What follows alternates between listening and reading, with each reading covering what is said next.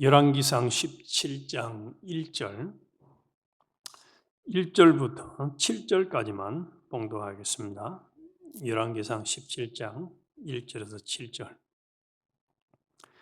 길르앗에 우거하는 자 중에 디셉 사람 엘리야가 아합에게 말하되 내가 섬기는 이스라엘의 하나님 여호와께서 살아계심을 두고 맹세하노니 내 말이 없으면 수년 동안 비도 이슬도 있지 아니하리라 하니라.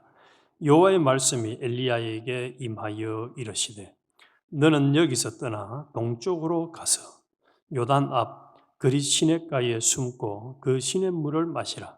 내가 까마귀들에게 명령하여 거기서 너를 먹이게 하리라. 그가 여호와의 말씀과 같이 하여 꼭 가서 요단 앞 그리 시냇가에 머물매 까마귀들이 아침에도 떡과 고기를 저녁에도 떡과 고기를 가져왔고 그가 시냇물을 마셨으나 땅에 비가 내리지 아니하므로 얼마 후에 그 시내가 마르니라. 아멘. 오늘 아침에는 하나님은 순종의 사람을 반드시 책임지신다라는 제목으로 같이 은혜를 나누겠습니다. 하나님은 순종의 사람을 반드시 책임지십니다. 오늘 27장에 보면은 하나님은 말씀하시는 하나님을 몇 번을 반복해서 보여주고 있습니다. 여호와의 말씀이 엘리야에게 임하여 이르시되, 이 말씀을 묵상하면서 그 생각을 해보게 되었습니다. 수많은 이종교들의 그 신이라고 생각하는 불교 같은 건 부처나 또 그런 것들이 과연 인간에게 말을 할 수 있는가, 말을 하는가? 그런데 하나님은 우리에게 지금도 살아계셔서 우리와 함께 하시면서 우리에게 말씀을 하십니다. 말씀을 하시. 귀 있는 자는 성령이 교회들에게 하신 말씀을 들을지어다. 여기서 우리가 말씀을 하시는데 또 말씀에 순종해야 한다는 것은 우리 이 자리에 있는 사람들은 아마 다 알고 있을 겁니다. 그런데 순종이 참 잘 되지 않습니다. 믿는 성도들이. 그래서 우리 정체성에 대해서 먼저 한번 생각을 꼭 해봐야 하겠습니다. 베드로전서 1장 23절에 보면 너희가 거듭난 것이 썩어질 씨로 된 것이 아니요 썩지 아니할 씨로 된 것이니 하나님의 살아있고 항상 있는 말씀으로 되었느니라. 그래서 아담 하와의 죄와 그 결과로 모든 인생이 죽었고 우리도 죽었던 자들입니다. 그런데 예수님을 통해서 성령과 피공로와 말씀으로 우리를 살려주셨습니다. 그래서 우리의 정체성은 말씀으로 살아났고 말씀을 통해서 자라갈 수가 있습니다. 그래서 말씀을 듣지 않으면 자랄 수가 없어요. 신앙의 인격이. 기도에도 말씀을 드렸습니다만 하나님은 우리가 참 하나님이 원하는 대로 잘 자라는, 심지어는 예수님이 부활하셔서 마지막에 한 게 뭡니까? 하늘에 계신 너희 아버지의 온전하신 같이 온전해라. 예수 그리스도와 같은 온전한 자가 되기를 원하는데 예수 믿는 성도가 평생을 예수를 믿어도 자라기는커녕 참 난쟁이 정도가 아니라 아주 그냥 심한 중증 장애인처럼 믿음이라고는 찾아볼 수가 없는 그런 인생으로 평생을 마감을 한다면 얼마나 참 기가 찬 일입니까? 하나님은 오늘도 우리에게 말씀하시려고 이 자리에 부르셨습니다. 그 말씀에 순종하기를 원하십니다. 또 순종하는 자를 하나님은 반드시 책임을 지십니다. 끝까지 책임을 지세요. 그게 시편 1편에 복 있는 사람은 여호와의 말씀을 주하러 묵상하고 그대로 순종하면 시절을 쫓아 과실을 맺고 그 행사가 다 형통하리로다. 말씀을 순종하는 사람이 시편 23편에 시냇가로 인도하시고 어려운 일을 닥치면 그것을 통해서 오히려 더 승리의 상을 베푸는 그런 복된 사람을 만들어 주겠다는 거예요. 그런데 우리가 종종 신앙생활을 하면서 남들은 안 하는데 내가 왜 해야 돼? 또 남들은 다 하는데 나는 왜 하면 안 돼? 하고 하나님 말씀을 순종하는 것을 자꾸 이런저런 변명을 대면서 거부하거나 불순종할 때가 참 많아요. 그런데 이 17장을 묵상을 하면은 하나님 말씀을 순종하는 것이 얼마나 참 지혜롭고 복된 일인가 하는 걸 분명히 알 수 있는데, 첫 번째 우리가 읽었는 요 1절에서 7절까지를 보니까 하나님께서 엘리야에게 말씀을 하죠. 엘리야에게 말씀을 하면서 2절 보고 여호와의 말씀이 엘리야에게 임하여 이르시되 너는 여기서 떠나 동쪽으로 가서 요단 앞 그리 시냇가에 숨고 그 시냇물을 마시라. 내가 까마귀들에게 명령하여 거기서 너를 먹이게 하리라 하니까 그가 여호와의 말씀과 같이 하여 말씀에 순종했습니다. 엘리야가 순종을 해서 순종을 했더니 6절에 까마귀들이 아침에도 떡과 고기를 저녁에도 떡과 고기를 가져왔고, 이 까마귀가 가지고 왔다고 했어요. 구약 성경에서 특히 이 까마귀는 그 사람들이 부정하게 여기는, 이스라엘 사람들이 여기는 그런 새입니다. 그런데 하나님은 그 까마귀를 통해서 엘리야에게 양식을 공급해 주셨습니다. 그러니까 이 하나님은 하나님의 말씀에 순종하는 사람들은 인간이 생각하는 그런 통계나 경험이나 과학이나 이런 것을 다 초월해서 하나님의 방법대로 채워주신다는 겁니다. 이게 얼마나 놀라운, 하나님의 말씀대로 순종하면 하나님의 방법대로 채워져요. 하나님의 방법대로 채워져요. 까마귀가 아침 저녁으로 먹을 것을 공급해 주리라고 엘리야가 상상이나 했겠습니까? 이거는 전무후무한 일이에요. 오늘날도 마찬가지입니다. 하나님이 순종하는 사람에게는 내가 이렇게 하면은 앞으로 어떻게 될까? 내 방법대로 생각하니까 계산이 안 나오는 거고 결과가 안 보이지만은 하나님은 순종하는 자에게 하나님의 방법과 계획이 있다는 사실. 그래서 우리는 계산 없이 순종만 해야 합니다. 그러면 나머지는 하나님이 하실 일이에요. 저는 목회를 하면서 이런 경험을 참 꾸준히 해왔던 것 같아요. 제일 처음에 목회를 전라도로 갔는데 한 달에 살에 40만 원 받고 생활을 했거든. 애 둘하고 너희서. 그런데 거기서 신앙생활을 할 때에 한전에서 은퇴한 사람이 그 댐이 있는데 그 휴게소를 운영하면서 대전에 있는 교인이에요. 그런데 이분이 우리에게 필요한 것들을 참 많이 공급해 주셨어요. 그래서 마치 까마귀와 같은 역할을 하신 분이. 그리고 휴게소는 이제 그만두고 그분은 가셨는데 우리 있을 때는 계속 있었고요. 그 이후에도 목회를 하면서 필요할 때마다 하나님이 필요한 것을 공급해 주시는 것을 경험을 많이 했어요. 자, 우리 첫 번째, 하나님이 명령하면은 엘리야처럼 이해가 안 돼도 아멘 하고 그대로 순종하는 사람. 그대로 그가 여호와의 말씀과 같이 하여. 요게 중요합니다. 더하기 빼기 하지 말고 하나님 말씀하는 그대로 순종할 때에 특별한 하나님의 경험을 역사할 수 있다는 사실입니다. 그래서 노아가 120년간을 하나님 말씀대로 순종했더니 어떤 결과를 맞이했습니까? 모든 사람들은 홍수로 다 전멸을 하는데 구원함을 받는 놀라운 역사를 경험을 했습니다. 순종하는 사람이 결코 바보가 아닙니다. 자, 두 번째 8절부터 이 16절까지는 믿음의 순종은 기적의 문을 연다는 사실입니다. 이게 사르밧 과부가 등장합니다. 9절. 다시 이제 6절에 8절에 여호와의 말씀이 엘리야에게 임하여 이르시되 너는 일어나 시돈에 속한 사르밧으로 가서 거기 머물라. 내가 그곳 과부에게 명령하여 내게 음식을 주게 하였느니라.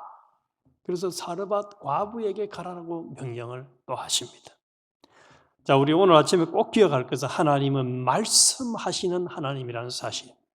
또 엘리야에게 사르밧 과부에게 가라 명령을 합니다. 그래서 10절에 그가 일어나 사르밧으로 가서 성문에 이를 때에 한 과부가 그곳에서 나뭇가지를 줍는지라.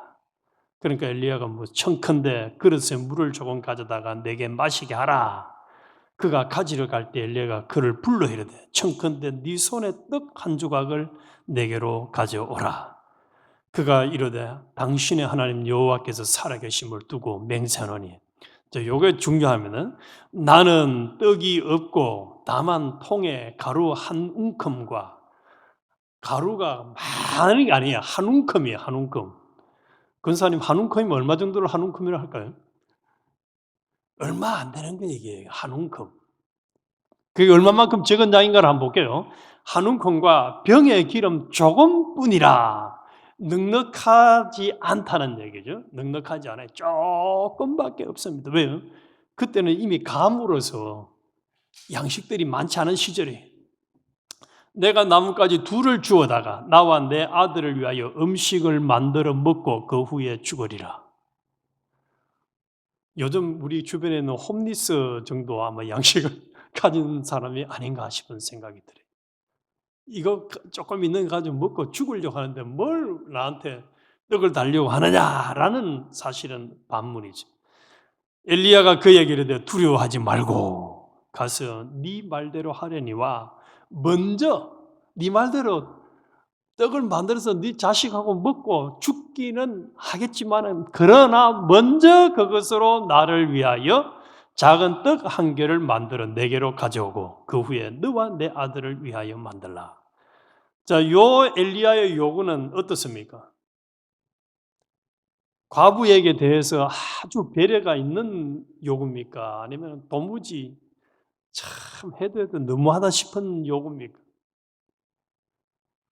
아마 참 쉽지 않아요. 하나님은 우리에게도 꼭 이와 같은 말씀을 하십니다. 내가 이 상황에서 어떻게 순종하겠어요? 라고 하는 그런 명령을 하신다는 거예요. 이해가 안 되는 명령을 하시는 하나님. 그런데 14절 이스라엘의 하나님 여호와의 말씀이 나 여호와가 비를 지면에 내리는 날까지 그 통에 가루가 떨어지지 아니하고 그 병에 기름이 없어지지 아니하리라 하셨느니라. 네가 순종하면은 가루와 기름이 계속 생기도록 해주겠다고 말씀했어. 하나님이 말씀했어. 라고 과부에게 일러줍니다. 그래서 15절에 그가 가서 엘리야의 말대로 하였더니 그와 엘리야와 그의 식구가 여러 날을 먹었으나 여호와께서 엘리야를 통하여 하신 말씀같이 통에 가루가 떨어지지 아니하고 병에 기름이 없어지지 아니하니라. 아멘. 하나님은 말씀하신 것을 어떻게 하신다고요? 끝까지 책임을 지셨습니다. 한 움큼으로 없어진 게 아니고 그 한 움큼을 가지고 만들어서 엘리야에게 드렸는데 그것으로 인해서 계속 가루와 기름이 생겨졌다는 사실. 안 떨어졌어요. 이게 하나님이 우리에게 교훈하시는. 너 순종해. 그러면은 내가 책임질게. 네가 순종만 해. 책임질게. 그래서 하나님 말씀대로 순종하는 사람들을 보면 옆에서 보면은 참 무모합니다. 무모해. 너무 무모해요. 이해가 안 돼. 상식 이하의 사람인 게 아니라 좀 미친 사람처럼 보일 수가 있어요. 그렇잖아요. 과부가 둘이 묻고 죽고 이제 끝내려고 하는데 생을 마감하려고 하는데 그거 나한테 먼저 좀 가져와. 우리 하나님은 말씀하시는 것의 때로는 이해가 안 됩니다. 아브라함에게 이삭 번제로 드리라는 말씀이나 노아에게 120년간 방주 만들라는 말이나 과부에게 떡 그거 너가 먹지 말고 나한테 먼저 가져와라는 말씀이나 뭐 다를 바가 있어요. 순종하기 힘들어요. 오병이어 떡 5개 물고기 2마리 그 아이가 먹으려고 가지고 있는 그거 가져와라 이라는데 그거 어떤 아이 같으면 안 내놨을 겁니다. 이게 내 건데 왜요? 나까지 뭐 없어지라고요? 이렇게 됐을 건데 순종하니까 어떤 결과가 일어났습니까? 다 먹고도 12바구니에 남았어요. 우리 머릿속에다가 각인을 시킵시다. 오늘 아침 이 17장을 통해서 하나님은 말씀하시는 그 말씀에 순종하면은 내가 책임지겠다는 걸 우리에게 분명히 해주는 겁니다. 분명히. 말씀 순종만 해. 그러면은 계산 안 하고 순종하면 내가 책임질게. 이 얘기예요. 그런데 또 참 가슴이 아픈 일이 생깁니다. 17절 이하에 보면은 17절에 2일 후에 그 집 주인이 되는 여인의 아들이 병들어 정세가 심히 위중하다가 숨이 끊어진지라. 이제 특별한 경험을 했잖아요. 엘리야를 통해서 떡도 이제 양식도 기름도 안 떨어지고 계속 경험을 했는데 그만 아들이 죽어버렸어요. 이거 참 얼마나 힘든 일이에요. 아들은 자신의 전부 아니에요. 엄마로 볼 때는 죽었어요. 그러니까 또 이 여인이 불평을 합니다. 18절 여인이 엘리야에게 이르되 하나님의 사람이여 당신이 나와 더불어 무슨 상관이 있기로 내 죄를 생각나게 하고 내 아들을 죽게 하려고 내게 오셨나이까. 자, 이게 이 여인의 말이 우리의 말이에요. 사실 우리가 하나님 말씀 좀 순종하고 하나님 은혜로 살다가 아들이 죽는 것 같은 어려운 일 만나면은 우리는 뭐라고 하나님 앞에 이야기를 하죠? 하나님 감사합니다 합니까? 하나님 왜 하필 나한테 왜 하필 우리 집에 이런 일이 생겼어요? 라고 불평을 합니까? 어떻습니까? 하나님 왜 하필 내한테 이런 사건이 만나가지고 왜 하필 이 사람을 만나가지고 왜 하필 내가 이 상황에 처해가지고 내가 이런 어려움을 당해야 됩니까? 하고 이 과부처럼 불평하는 적이 얼마나 많았습니까? 그런데 오늘 이걸 우리는 바꿔야 됩니다. 이 불평했던 사건을 통해서 하나님이 엘리야를 통해서 이 아이를 살려줌으로 말미암아 오히려 더 엘리야에 대한 믿음, 하나님께 대한 믿음을 키워주기 위함입니다. 21절 보시죠. 그 아이 위에 몸을 3번 펴서 엎드리고 여호와께 부르짖어 이르되 내 하나님 여호와여 원하건대 이 아이의 혼으로 그의 몸에 돌아오게 하옵소서 하니 여호와께서 엘리야의 소리를 들으심으로 그 아이의 혼이 몸으로 돌아오고 살아난지라. 그러니까 24절에 여인이 엘리야에게 이르되 내가 이제야 당신은 하나님의 사람이요 당신의 입에 있는 여호와의 말씀이 진실한 줄을 아노라 하니라. 아이의 죽음은 여인을 괴롭히게 하기 위함이 아니고 뭡니까? 결론을 보니까 믿음을 더해주기 위함이에요. 그 과정에는 뭐가 있었습니까? 엘리야의 기도가 있었습니다. 우리에게 하나님 뭘 교훈해 주는 게 어려운 일을 만나면 왜 하필 이런 일을 내게 만나게 했습니까? 불평하라는 소리가 아니고 뭐하라는 소리죠? 기도하라는 얘기예요. 기도. 야고보서도 나오잖아요. 기쁜 일이 있으면 찬송할 것이고 어려움이 있으면 기도하라는 얘기인데 기도로 대신 불평, 짜증, 죽겠다 등등 뭐 온갖 그냥 10원짜리보다 더 불평을 하나님께 쏟아냈던 우리의 모습이 아닌지 뭐.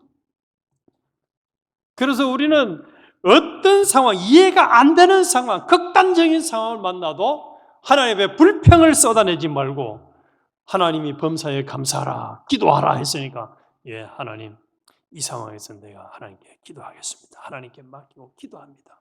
하고 기도할 때에 하나님은 그 기도를 응답해 주시고 우리 자신들에게 믿음을 더욱 성장시켜 주신다는 사실입니다. 더욱 성장시켜 주세요. 그래서 우리 오늘 이 말씀을 통해서 머릿속에 평생 간직해야 될 것은 하나님 말씀 순종하는 사람은 끝까지 책임지신다. 엘리야를 책임져 주셨고 사르밧 과부를 책임져 주셨고 노아를 책임져 주셨고 믿음의 사람들을 다 책임져 주셨습니다. 말씀을 순종하는 사람은 끝까지 하나님의 방법대로 책임을 져 주십니다. 그래서 우리도 이제 하나님의 말씀을 딱 들을 때에 이해가 되든 안 되든 순종하면 됩니다. 순종.